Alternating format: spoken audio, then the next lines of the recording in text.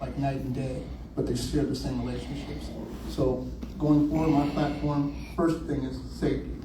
We build off of safety. If we don't have a safe neighborhood, we can't build off it from an economic standpoint. So economic stability in these neighborhoods will have to be had through safety first. And I would use some of the casino dollars in order to do that.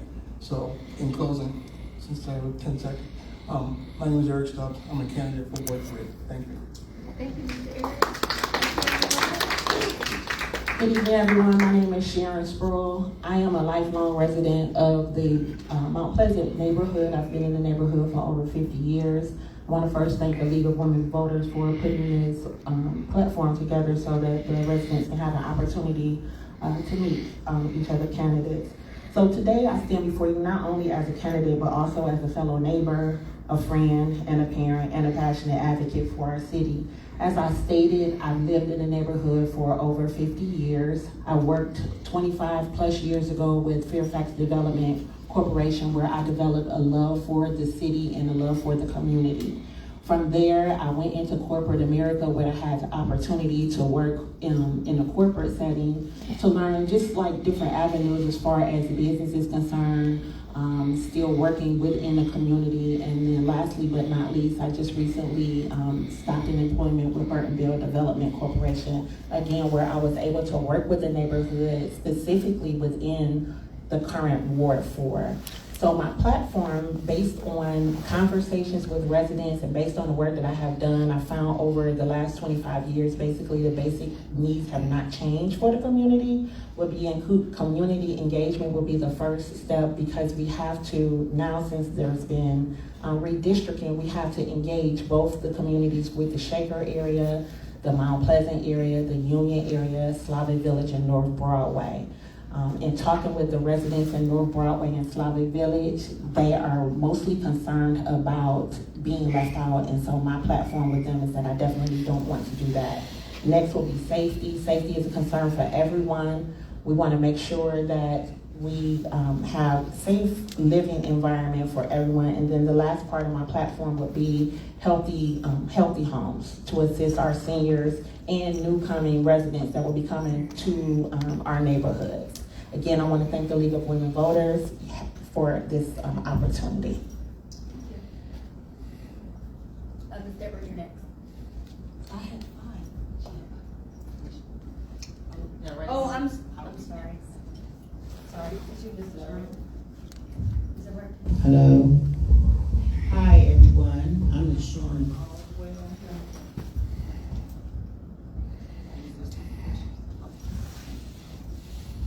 Good evening, hello. Good evening, everyone. I'm LaShawn K. Caldwell, and I'm a resident of Ward 3, incoming 3. And I have lived in that area for the last 23 years. But prior to work and living there, I also serviced and lived in Ward 5, which is connecting community. I worked at CMHA for 22 years, serving low to moderate income individuals at the hardest time in the 90s. I worked at the City of Cleveland. I ran their storefront renovation program, which is a program that assisted businesses with getting refaced and revitalized entrances to their buildings. I worked at the Amigos Foundation, which is a community development corporation. I also worked at Million Miles Development Corporation. So my vast experience deals with service delivery and helping the people in our community. I was on the board at Mount Pleasant Now Community Development Corporation, and also the board of Mount Pleasant Community Zone.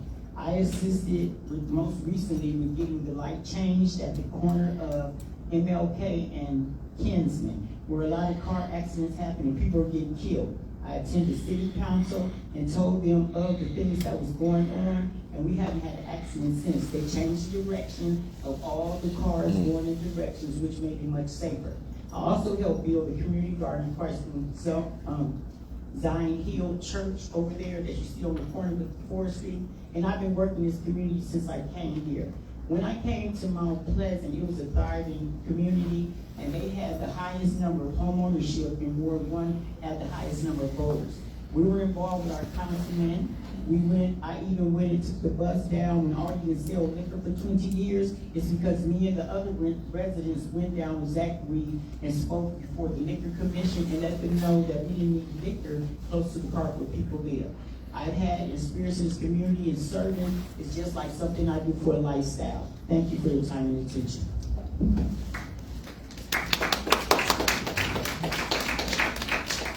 Hello, everyone.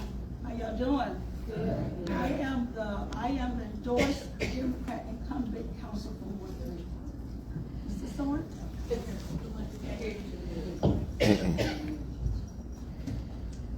Once again, can you hear me now? I can hear myself too. Okay.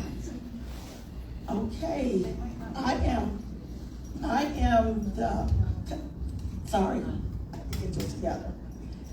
Just want to stand up a little bit. I am the endorsed candidate, incumbent council, current council in this position, running for the council seat in Ward 3. I came into this ward in 1989 along with my twin sister. We bought a home, and the first three things the mortgage broker told us: learn your counsel, learn your safety, and education. And that's what I've been doing for the last 26 years since I've been in this ward, per se. I worked at Cleveland Clinic for 14 years. I worked at Key Bank for 12 and a half years. I worked at University Hospital for 9 and a half years. After that, I became involved in the community. I became a street club president. I became a block watcher. I became a precinct committee person. That's when I started doing boots on the ground to understand what the community needs at that time and how I can engage with my neighbors and the residents through the entire Ward 4. Then I partnered up with Cleveland Votes. I partnered up with Neighborhood Leader Institute, class of 28. I also end up working with other organizations as St. Louis Foundation, and then I partner up with the neighbors to understand the issues and the concerns that the neighbors needed to hear, and also for me to provide the assistance that I have been providing since I became council 4 years ago, for now moving forward in the incoming Ward 3. Thank you.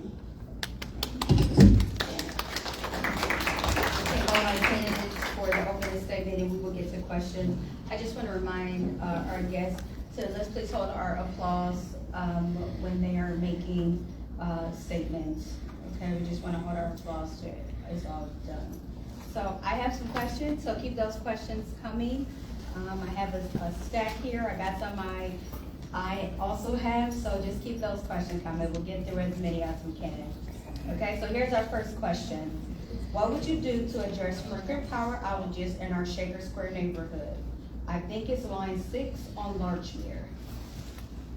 Okay, and so we're going to start the same order which we did opening statement. Oh, you need the mic. Yeah. That one is not cooperating. Can you all hear me? Yes. Yes. So, from my experience working in the Department of Economic Development, every single department of the city will say that we're over capacity, right? Because there's a whole lot of work to be done, and there's only so many people that can do it. But what I've learned by being inside of City Hall for the past close to 3 years is that if you're a representative, your leader is there saying, we have to push this thing, we've got to get it done, and they're really hounding the director, then it can get done. So the issue is you got to build that relationship, but also the representative really just has to be on the money and really making that shake and making it work. So that's how it has to be done.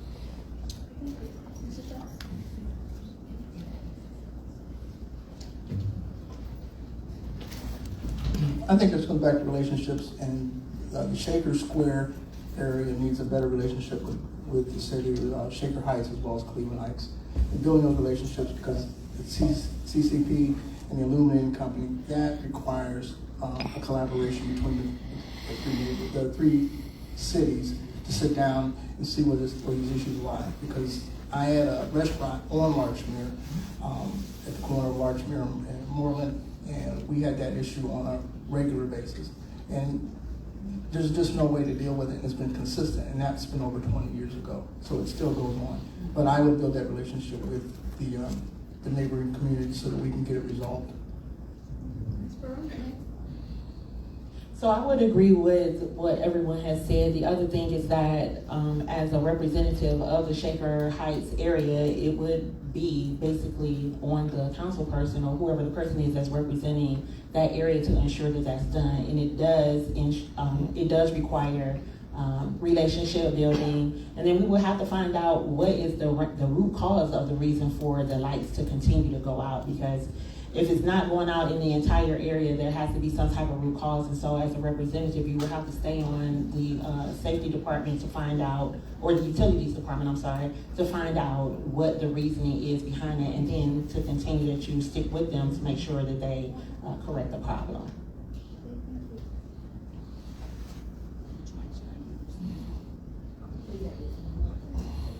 Hi.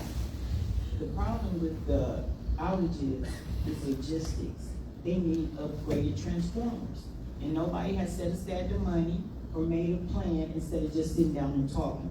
So when we want things resolved, it's problem resolution, but they want a problem strategized. So we need people that know what the problem is, because I experienced that myself. I live on Reservoir Place. Our transformer, when those new houses were built, were not upgraded. So our lights can go out if somebody blow out a candle. They need to get to the root cause of all the problems and make resolution. Transformers are the problem. So they need engineers to come in and figure out how they can run additional lines without tearing up all the sidewalks and all the properties and get installed the power that we need. It's not a rocket science deal, but nobody's committed to resolving the issue, and I thank you. Could you repeat the question? What would you do?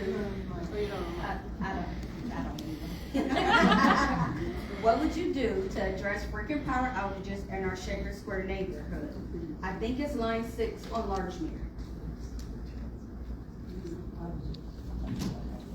Line 6 on Larchmere. Now Larchmere runs from 116 to Coventry.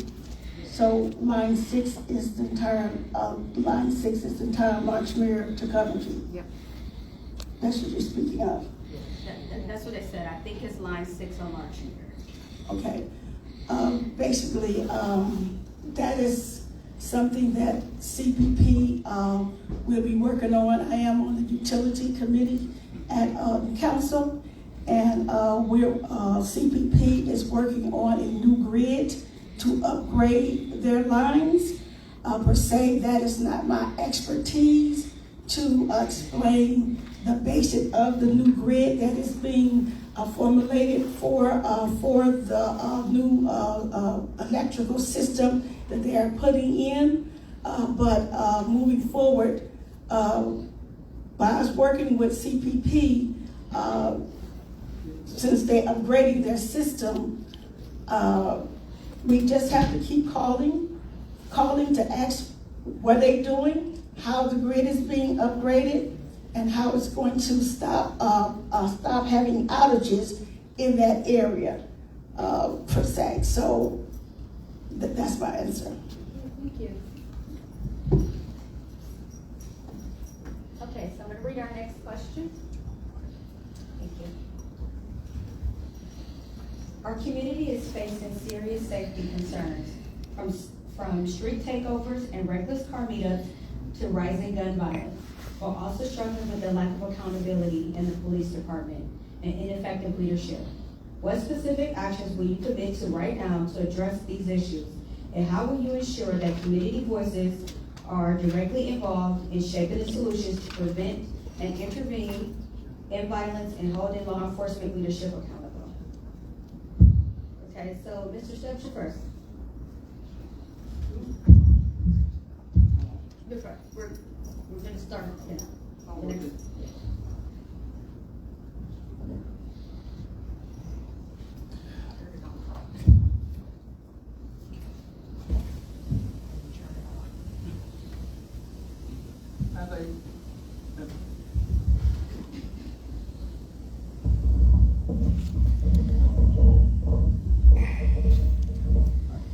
As I indicated first, one of my first initiatives as part of my platform is safety.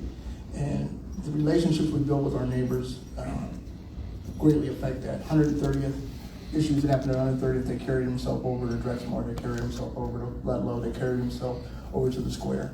Until we fix Buckeye, we can't continue to throw money at Shaker Square because it affects economic development in the long run. So part of my platform would be to take some of the casino dollars or dollars that we normally would use for other things to use for 2 substations at both ends of the ward, one at Shaker Square and one at Fleet, and see how we can support those areas. Work also too with Newburgh Heights so that we can, those neighbors are affected by what happens in our community. So I think visibility is the key. Working with our park, with our neighbors, and working with any and state and local folks to see if we can also use the drones. The drones can be effective. They are in Columbus and they can be here. Ms. Furry, next.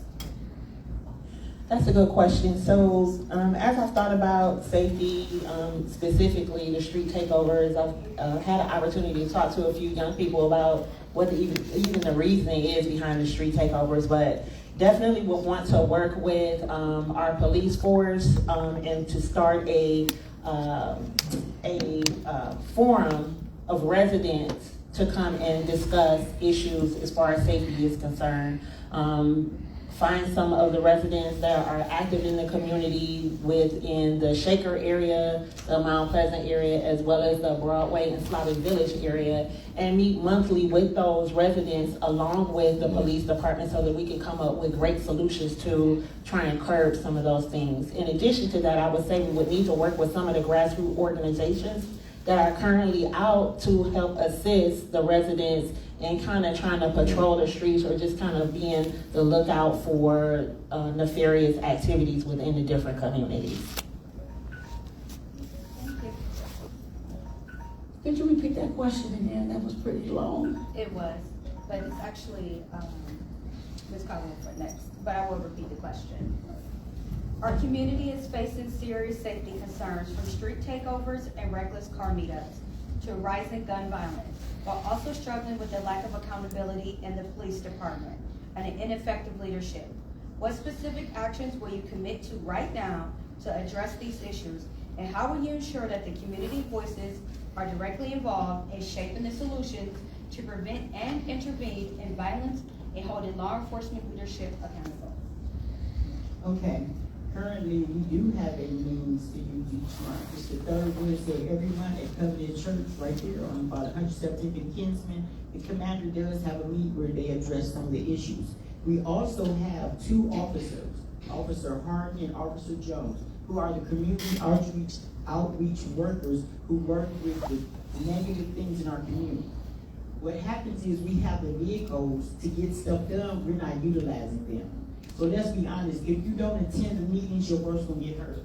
When I go to the meeting, I give the information and the name of the person that can solve my problem. They are there willing to work, but if they don't get a forum or people to come out and voice their concerns, they will look over it. That's just human nature. So the bottom line is we have things in place, but what I would do as a solution, go right into that 4th district on 93rd, first make an appointment with each individual that needs to solve some problems. Sit down with them at their desk. Have them bring up statistics and then follow up on what the community requests. Thank you. Thank you. Ms. Gray? Yes, what I know what's going on right now, I have to agree with LaShawn because the safety, we have safety meetings every 4th Wednesday at the Covenant Church on 119th and Kinsman. Those safety meetings been going on for 27 years. To this day, our current commander is Makish. She's there every Wednesday announcing what's going on in the community. In addition to that, we have an adversary team, adversary members that's on the police board with Commander Makish. We have zone 2, 4, and 6. There are 2 people per ward, 6 and 4, that also advocate with the residents in the community Also send me an email. Also send Commander McGish the email, and we on top of the issues and the safety and concerns in the community. We provide that safety, also partnered up with the police department as well.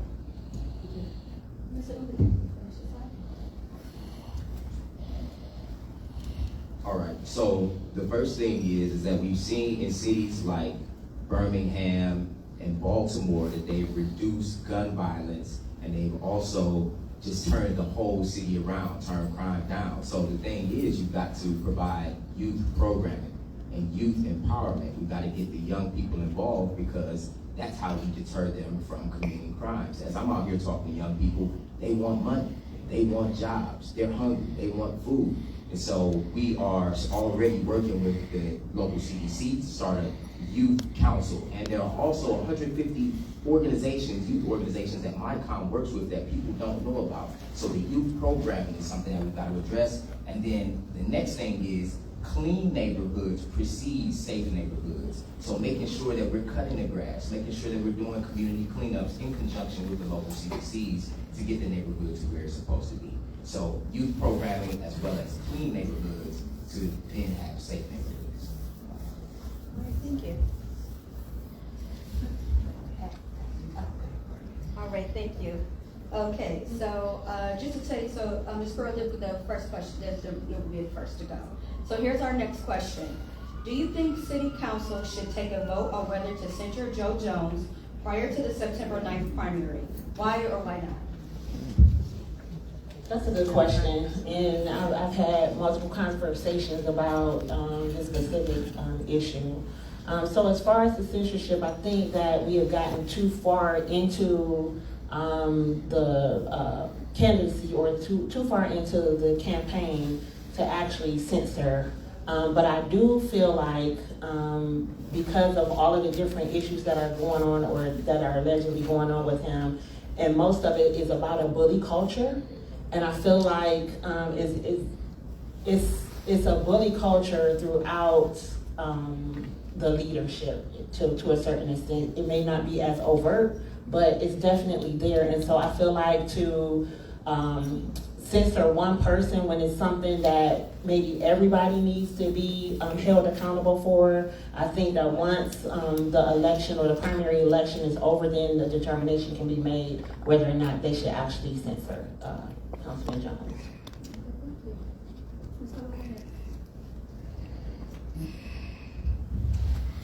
To me, I think that if there's a problem, we go quickly to resolution.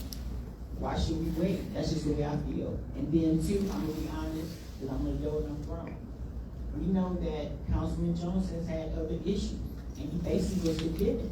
Now, how many times can you do that and get away with it? I'm just speaking from the facts, and then how I feel is what's been seen to us. The other thing is, everybody on council works for us. We are their supervisor. And if you work somewhere and you're an employee and you don't have good conduct, what happens? You get reprimanded. The same thing, the mayor works for us. I have said this at the meeting he had up on Miles. He works for us. I learned this from Mayor Frank Jackson. When I told him our previous council person wasn't doing things the way they should, he said, well, there's nobody that's his boss. The president's city council is not Ms. Caldwell, you're their boss. And if a council person don't do what we say, we have a system in place to remove them. We keep accepting things that are not good for us. We're all adults. Only 18 and over can vote. If you see something going on in your community and you know it ain't right and you still support that, then you're saying yes to something that's negative. Thank you.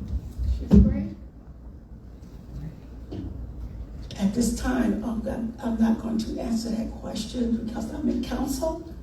And that will be coming up soon, but I will not answer that question at this time because I'm in council. So understand that. So understand my position.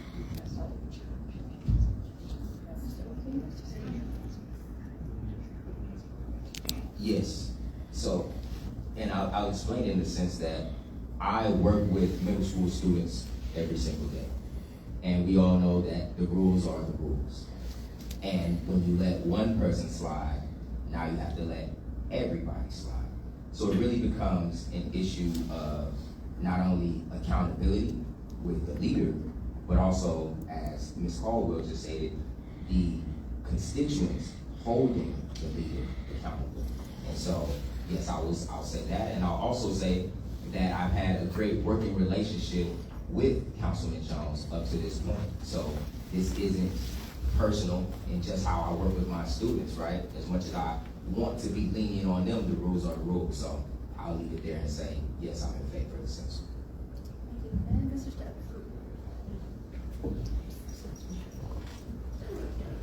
I've known Councilman Jones for over 20 years, and his actions, like any work environment, there's justification. But what I think this has done is open up the Pandora's box of actually how are things processed at City Hall. And I think this is an opportunity for leadership to say, we need to put a procedure in place when this happens, how is this handled? Because this is an HR situation, and in any other given area in the real world, what happens is you would either be censored, fired, or there would be some cause and effect. And to ignore it at this point in time, whether or not there's an election or not, should not affect whether or not they do it. So the answer to the question, yes, I would. Okay, thank you. All right, so Ms. Caldwell, you'll respond first to our next question. So I can see that there have been some positive changes in the ward. What would you do to continue to make positive change if elected?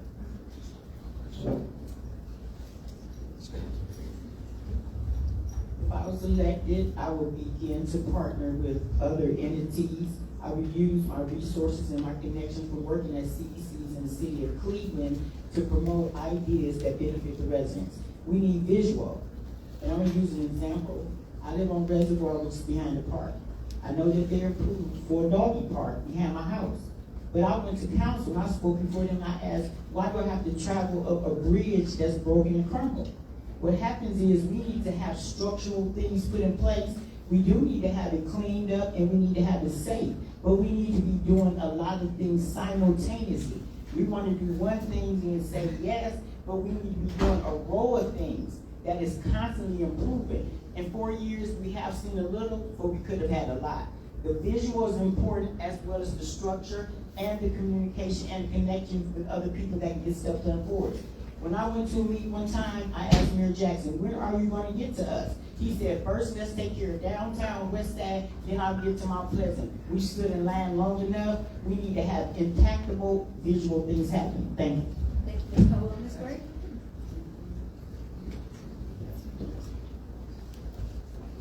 Question again. I can see that there have been some positive changes in the ward. What would you do to continue to make positive change if elected? I think that's a good question. Positive changes have been done in the last 4 years since I've been in this position. You gotta recall, 4 years ago, we struggled. We didn't have anything up to the point of infrastructure, housing, and businesses. Now we have that. Due to the residents helping out with the assets mapping, we built a master plan. From that master plan, all the residents have been involved in the development throughout Ward 4. And since we were successful to stay alive, to see the light at the beginning of the tunnel, more conversation is being had with the residents. I don't make the final decision. I bring the resident in to say what you want to see on your street, what more you want to be developed in your community, how we going to move forward. And when we have that conversation, that's how you implement the funding. The funding is for the ward funding that that is given to the council to share with the residents. So that's how we're going to move forward once I have that conversation with the residents. Thank you. Thank you, Ms. Gray. And Mr. Utinga. Sure. I can see that there have been some positive changes in the ward. What would you do to continue to make positive changes if elected? Yes, absolutely. So as I've been out speaking with residents in the ward, there have been positive changes, and because of those positive changes, we see rising property values in that area. As a real estate investor myself, I don't mind rising property values. That's good. But for my aunt who lives around the corner from me, right, she doesn't like those rising property values because that means rising property taxes. So I'm interested in starting a community land trust so that our elders can age in place and of course pass that house on to the next generation so we can keep intergenerational wealth in our communities. Outside of that, the Youth Empowerment and Youth Engagement Council is something that we've got to have right now in getting our young people involved. So those would be the things that I'm interested in. Just thinking about new blood, innovative ideas like a community land trust and also the Youth Empowerment Council, how we get our young people intrinsically involved in the work right now. Thank you. Mr. Stibbs? Yes, we've seen some changes, and those changes have come through the ARPA money. So we're still living off of the 2020 pandemic. And as we've seen over the last 4 years, that money is coming to an end where they're using it, and it was a 2 to 3 year cycle. So I would, as a council person, actually just make sure that projects we have in place are sustainable. So as we get to council, and we don't know where the state or the federal in the next 6 months, because we've seen what's happened in the last 100 days, as we don't know where funding's going to come in the next 2 years. We want to make sure these projects are sustainable. And I would work with council and some of the CDCs and residents to make sure we put in place projects that are sustainable, not for 2 years, not for 3, but for the next 10 to 15, and make sure that we can fund them. Because right now, like I said, we don't know where the funding's coming from because we've seen the bottom drop out from the state and the federal level. So thank you for that question. So as far as positive change is concerned, I feel like that positive change is subjective, and I think it's subjective based on the neighborhood that you currently live in. So as part of the board, when I walk down Kinsman or when I walk down Julian, I see trash. So that's not a positive change for me, and I think that that's something that can be easily resolved if we get people involved in making sure that they're just cleaning up their piece of that neighborhood. The other thing is, yes, we do not know where the funding is going to come from, but we do have projects that are already on the ballot. So what I would do is to make sure that those plans are moving forward before we start moving with different or adding additional changes to the community. Thank you. Okay, so Ms. Gray, you'll start us off on this next question.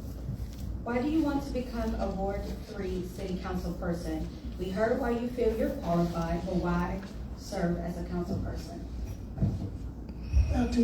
To continue to remain as the council person in Ward 3 is because what we have already done. When I came into this position, Ward 4 was going to be redistricted out because what had happened. Moving forward in the last 4 years, we put $12 million in Shaker Square. We put $3.8 million on Buckeye Corridor. We put $15 million in the, on the southeast side. We also got $2.5 million from Key Bank. We got $2 million from Fifth Third Bank to help with homeowners, rehabbing their homes. We have put in infrastructure all across the entire Ward 4, which is now going to be Ward 3. So remain in this position. We have made a shining light in Ward 3 to move on, to build more houses, to have more infrastructure, and to do better. We have incorporated jobs for our kids. We have done assistant programs, with homeowners as well. So to say for me to remain in this position, I apologize. Because it's a lot to say in 2 minutes. I apologize, okay? So however, to move forward, to remain in this position is to build a better, safer community.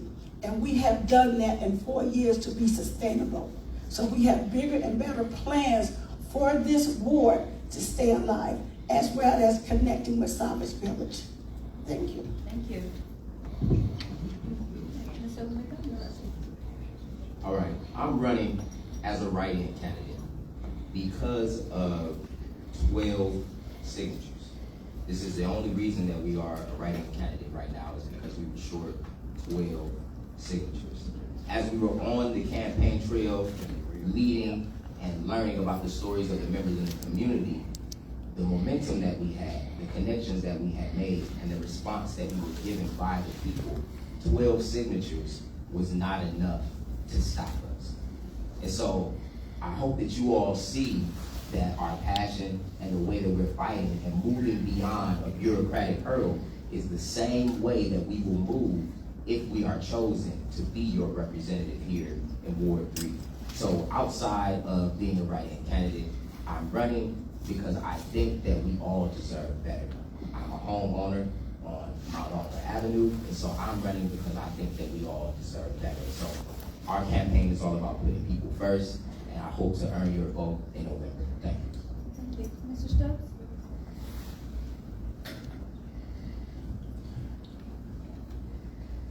Why I'm running for this seat is because I saw a gap in leadership from the ward at that time. And after the wards were withdrawn and I saw that Slavic Village and Shaker Square were combined, I knew that based on absence of leadership, I thought that I would fill that position because I think I have skill sets to do so. Because the diversity in Slavic Village and Buckeye, both of these areas requires some TLC. But we can learn a lot from the Slavic Village area, and Slavic Village can learn a lot from the Buckeye area. So I saw that I had the skill sets over the years. I've worked with Board of Elections, I've worked with elected officials from federal to state level. And based on those relationships, I think I can bring resources to the ward, the new Ward 3, that none of the other candidates can. Ms. Berman? Thank you for that question. So the reason why I am running and why I feel like I will be a good candidate, one is because I have a stake in this neighborhood. As I stated, I've been in this neighborhood for over 50 years. My parents purchased their home on Park Hill Avenue before I was born. And the reason for them to purchase that home was so that they could leave a legacy for us, my family. And so as the years have gone by, I've just not been satisfied with what I've seen in the neighborhood, and I've seen a great decline in the neighborhood. And so for me, it's like, if not me, then who? Because I do have a stake in the neighborhood. The other thing that I want to say real quickly is the fact that within even the Buckeye area, while there is progress being made in the Buckeye area due to the redistricting, there's a lot of things that are going on in the next 4 years that whoever the council person is will not even be able to take credit for, because it will no longer even be in our ward. And so we have to move more southward, make sure we again include the North Broadway and Slavic Village residents to ensure that we have a better community and for everybody.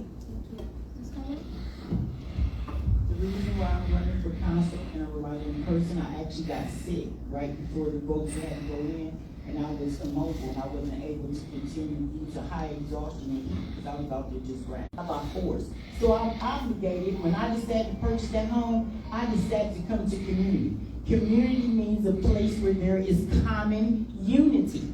That's what it means. Right now, we don't have common unity. I am the person that can get it done because I'm committed. I have the energy and the connections, and to be a polished person that can get it done professionally. Thank you. And Ms. Gray? Okay.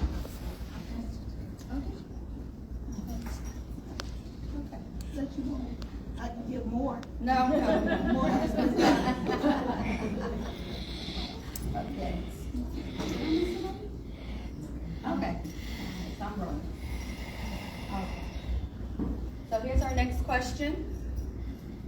What are your plans for vacant, overgrown lots, abandoned houses, and boarded up Cleveland Metropolitan closed schools?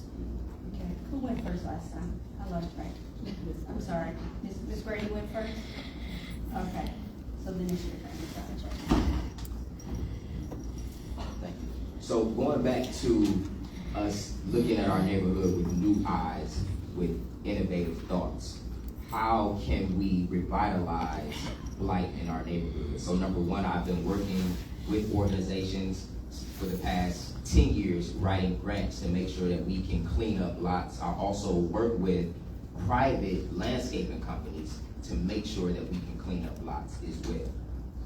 We're also interested in thinking about how can we do pop-up shops? How can we create more parklets in our communities and other communal spaces where people can come together? How can we create more third spaces, you say? So also, as we talk about the housing piece of it, working with the community housing, the Cleveland Housing Network, other partners in the area, and also building relationships with our developers. I've been working with the Real Estate Development Initiative for the past 2 years as well. So how do we bring in minority developers into this neighborhood so that they reflect the inhabitants of the neighborhood already? Thank you. Mr. Stokes? I identified this before in another forum, but we underutilize the folks of the Cleveland Municipal Court, where you see them in Shaker, you see them on the highway in Highland Hills. Some of this can be done with folks through City Hall, working with the municipal court, where they can clean up some of the neighborhoods and assist some of the seniors in cleaning up our neighborhoods, not just the suburban neighborhoods, just to work off their fines. I would work with them, the CBCs, and I would make sure that these side yard programs come back. I understand that we want to build new housing. Cleveland's housing stock is the way it is based on the fact that we've lost almost 600,000 residents since 1970. So you lose 600,000 people and you have side-by-side housing, or you have versus singles dwellings. So what we do is we have more housing stock than we have people. And we just have to reinvent Cleveland. Look at it as a whole. These side yard programs have an opportunity. So thank you. Ms. Brown? So for me, I definitely think that as far as the vacant lots are concerned, we can utilize court community services. We hear people talking a lot about the youth not having anything done, and I know current council person has done the beautification program, but I think that that's a program that can be utilized throughout the year and not just during the summer. As far as the vacant school buildings, I went to Audubon Junior High School, and it's been vacant longer than I can remember going there. And so in terms of reimagining what that school could be, if we could find a developer that would be willing to invest on the southeast side, just like they do on the west side, to rehab some of the older school buildings to ensure that they are a space where we can utilize a third space. Thank you. Ms. Comer? When it comes to the grass, like I said, I work for the city of Cleveland. The reason why our grass lots get cut in poor condition, most of the people that they hire seasonal men, they don't own homes. When I was a supervisor, I had to find out what was the root cause of these people chopping the grass. If you don't own a home, you're not gonna take a vested interest in making sure the grasses are cut correctly. That was the first problem. Second problem is, if I'm the council person and I go down the street and see that they chopped up the grass on one of the lots that's vacant my thing, I'm gonna find out, because it was a recently cut, or they have a sheet that tells you who cut the lot. I would speak with the director of that department, and I would let them know. They keep coming here and this how to cut. If they're not gonna cut appropriately, you need this another crew to come out here. And I would keep monitoring the lots in my area. That's getting out in the community and going to somebody's office and getting results, writing down the day. You can't keep up with anything in your brain if you don't have a pen and pencil wherever you go and you serving people. And I've seen that done. You can't remember everything. Write it down, follow up, and get results. Thank you. Ms. Gray? Could you repeat the question again? What are your plans for vacant, overgrown lots, abandoned houses, and boarded up Cleveland Metropolitan Closed Schools? Okay, first thing about the vacant lots are under the city of Cleveland. They are unionized by the city of Cleveland workers. They are the ones that's supposed to cut the lots. They also have a park and maintenance team that come behind the grass cutter, and they come behind and they trim the lot once the lot is cut. Understand this: the city of Cleveland owns all city lots, so they are responsible for cutting of the lots.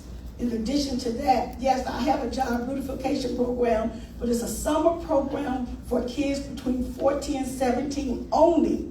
It's an after-school program for kids who come out and clean the curbs and the sidewalk only. Those kids cannot cut city lots at all. In addition to the school buildings, we are now in session where we're going to put our RFP, and that's request for proposal for 8 developers working with the city of Cleveland, that's going to buy all the city school buildings in our wards, and they're gonna turn them into senior and veterans homes and also first family units in Ward, in the current Ward 4.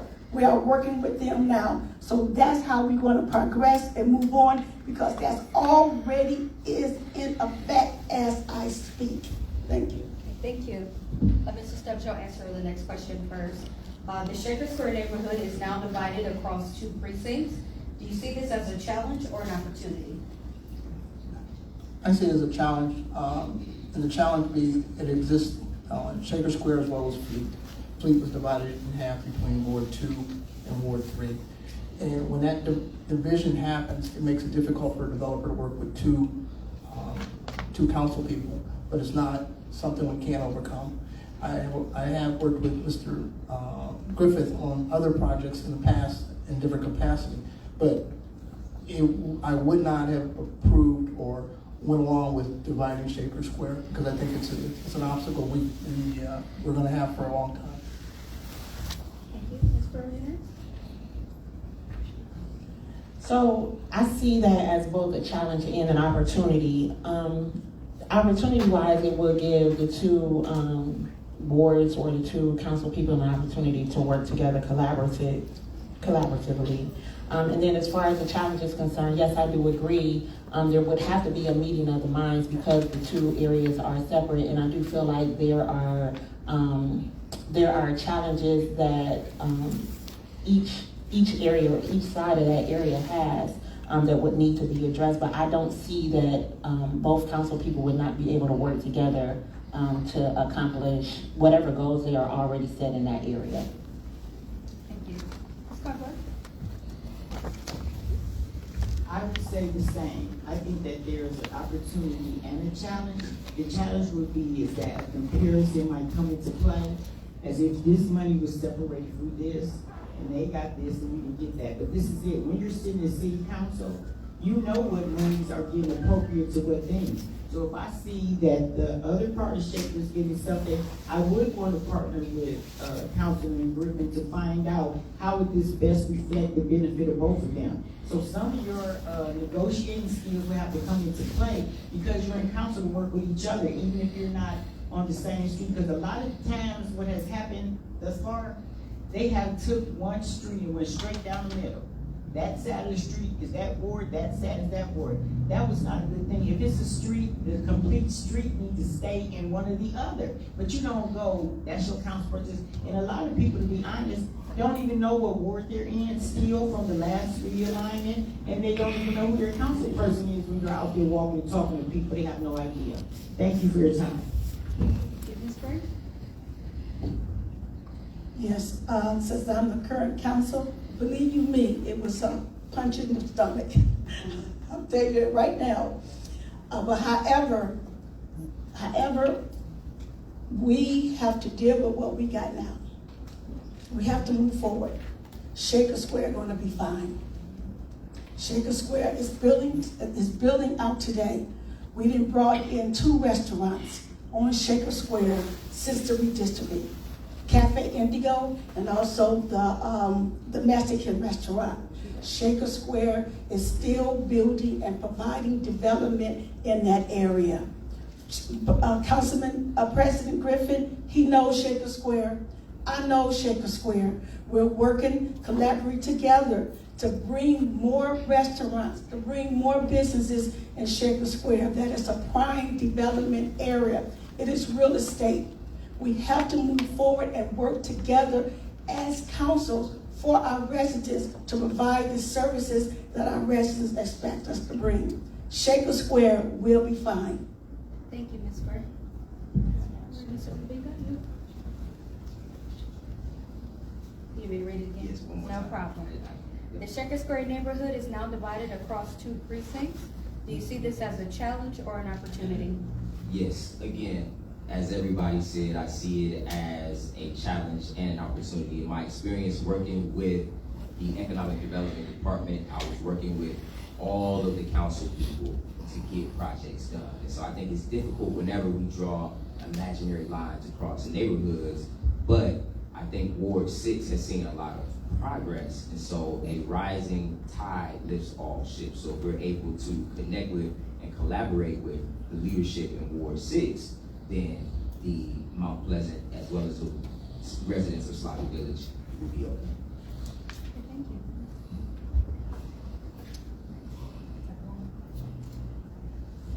All right, so we'll do one more question and then we'll move into our closing. So this kind of goes with this one, but I thought this was important because this is going to be our opportunity. So with the ward expanding, how do you intend to bring all neighborhoods together? So Ms. Burrow, let's start. Thank you for the question, and that question has been addressed as I've talked with residents over in the North Broadway area as well as the Slavic Village area. And again, as I stated before, the main concern is that they don't want it to be a tale of two cities. So what I have suggested is that I've already been looking at what would be a happy medium as far as even holding community meetings, just to ensure that everybody in the entire ward will be able to attend meetings where it's not residents receiving information in Slavic Village that's different from the residents that are receiving information in Shaker Square in the Mount Pleasant Buckeye area. But my commitment to both the people in Slavic Village as well as the people in the Shaker Square area is that it has to be one band, one sound, because we cannot be disjointed and working separately as a community to get things done. Thank you, Ms. Caldwell. My process would be, because it is new, additional 10,000 individuals, you need to meet with each person where they are. And I'm a firm believer of meeting you where you are, but not standing there with you. So growth can happen, but you need to meet Slavic Village initially, not continuously. Get everybody, because their concerns are going to be different. Get their concerns in their area, do a flow chart of it, the way you can resolve it. Then start saying, well, Slavic Village can meet with the community next to them and start building on that. So the bottom line is you have to keep it separate so you can do a larger togetherness. You can't just bring everybody together because our issues are not the same. But since they're a part of us, we need to document what everybody's concern is and begin to work the list down, because we have responsibility to the whole ward, and that's the problem now. I say I live in Mount Pleasant because when I came here, that's what it was. Some people say they union, this. We're 1 Ward 3. And we don't need to separate, keep saying it's people of Slavic Village, the people of Mount Pleasant, and that because we are one. We are a community. People now that's going to have a common unity. Thank you, Ms. Caldwell. Ms. Gray?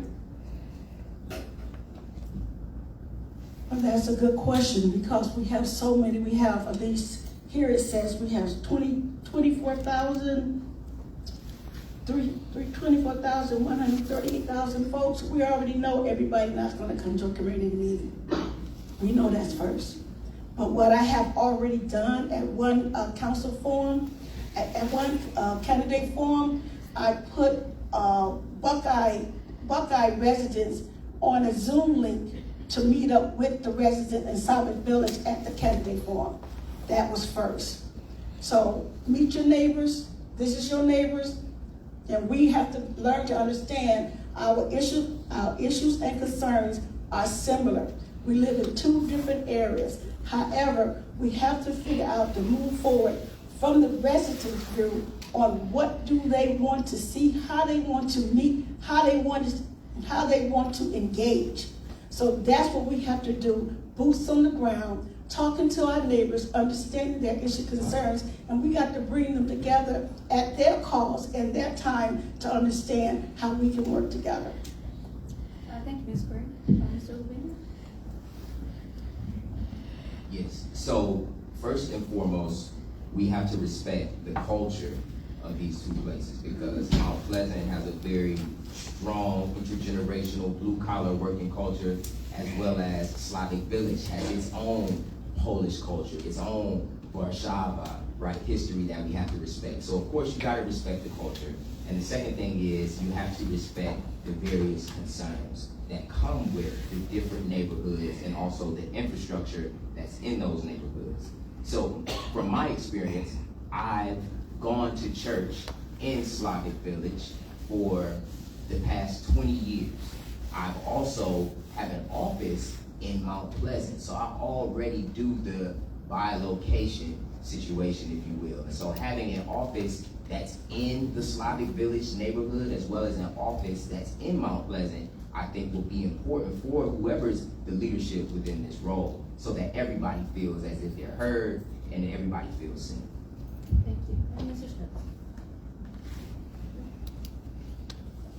I think with Slavic Village and the Mount Pleasant area, it's like a blended family. You have to take it at a slow roll, and I think you have to identify it's no different in Midtown and as it relates to downtown, Asian town, how as it relates to downtown. Even though it's part of the downtown corridor, they all have their pockets and needs, but you have to bring them all into the fold. I would agree that you have to communicate with them consistently with the same message, but you also too have to identify their needs in the Slavic Village area, where you have the Polish culture, you have a larger population of Hispanics. So you have to be able to identify those pockets and relate to everybody in each ward, as you would in the Buckeye area. So I think that I can bring that skill set in order to blend that, but you can't force the issue. You have to bring it together slowly. Thank you. Okay, so we're going to move into our closing statements. So each candidate will have 2 minutes for a closing statement. We will do it in the reverse order of how we did our opening statements. So Ms. Grady first.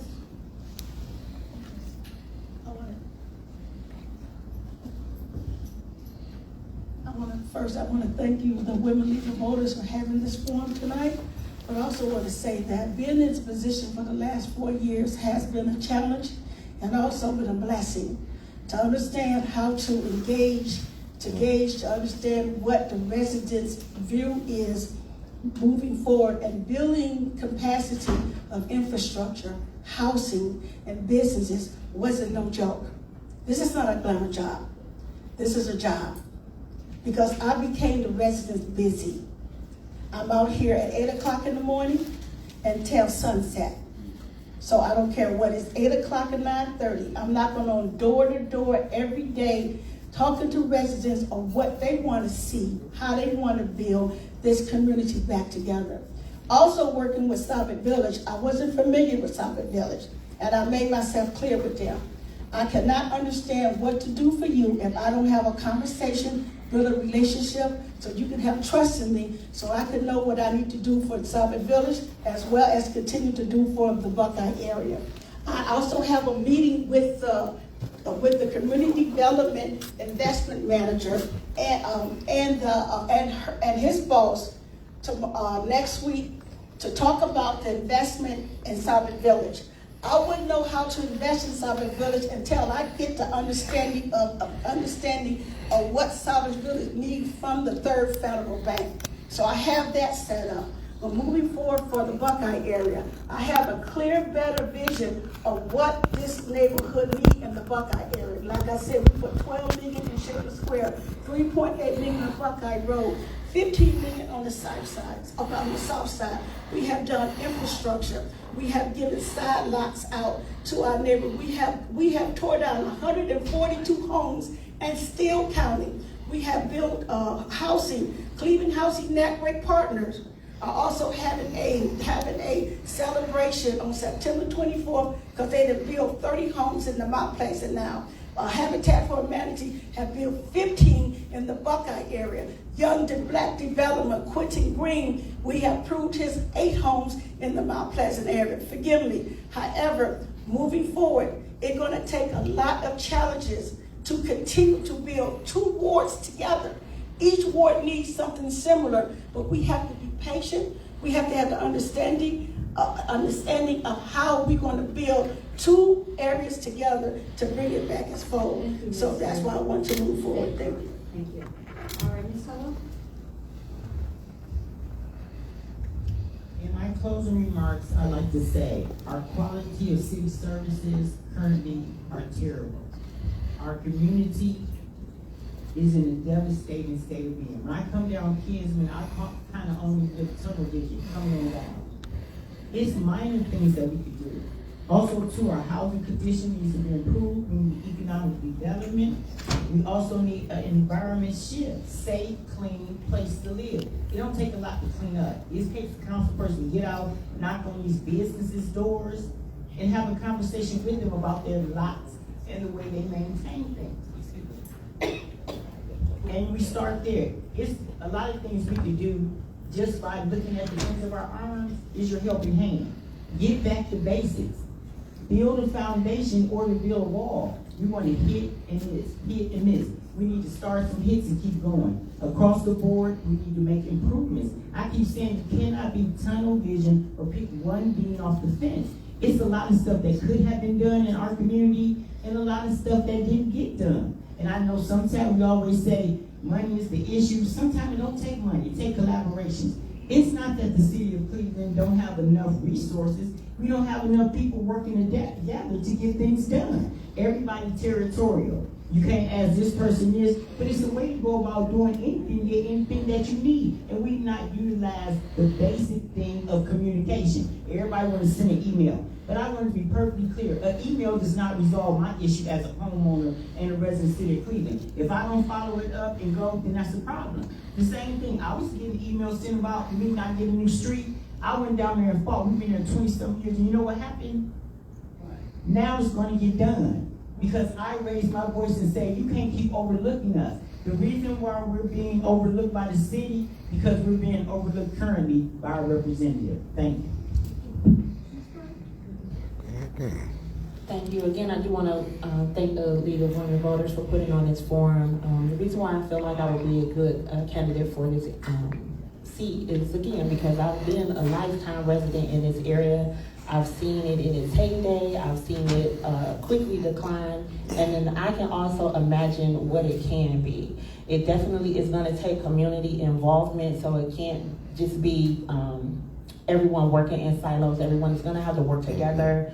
We do need to ensure that we have healthy homes because, as I stated, my parents purchased their home over 50 years. A lot of people who have purchased their homes not only in the Mount Pleasant area and Shaker area, but also Broadway and Slavic Villages because they wanted to be able to leave a legacy for their families. And if we don't have the simple services to allow people to ensure that they can make simple repairs to their homes, that their area can be clean, that they can be safe in their area, then we're going to continue to lose residents in the area, and we're going to continue every 4 years to have to go through this same redistricting because Cleveland will not be a place where people want to come and live. And I don't want that for the neighborhood that I currently live in.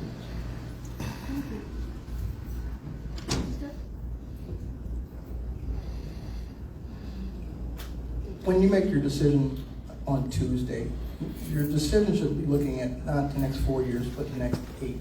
Because in this 10-year, we're going to see another redistricting in 4 years, 2030. 2031, we're going to be right back at this. So the ideal candidate is going to be somebody who's going to be a long-term advocate for you in City Hall, which currently, that's why I'm running. Because we don't have representation at the table. We don't have a person who sits on who chairs any committee or is a co-chair. We don't have that representation where it's fighting for you, bringing resources back to the neighborhood.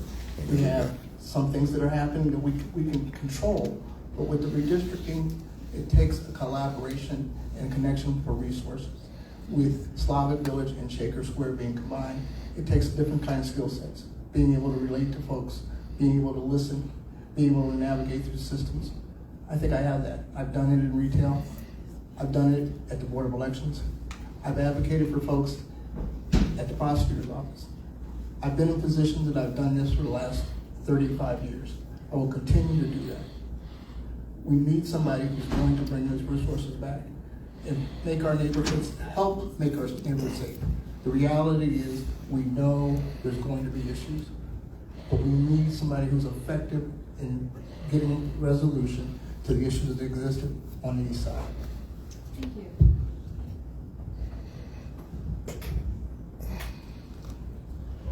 In closing, I'd like to thank the League of Women Voters for hosting this event, along with the Cleveland chapter of Alpha Phi Alpha here and hosting this space.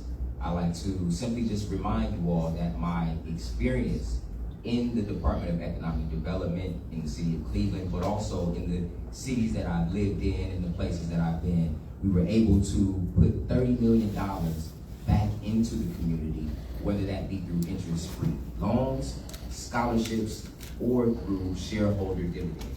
Outside of that, again, I was the entrepreneur in residence handpicked by our current mayor to work with the small businesses and revive the Steel Yard tip, bringing over $1 million back to small businesses in the form of grants.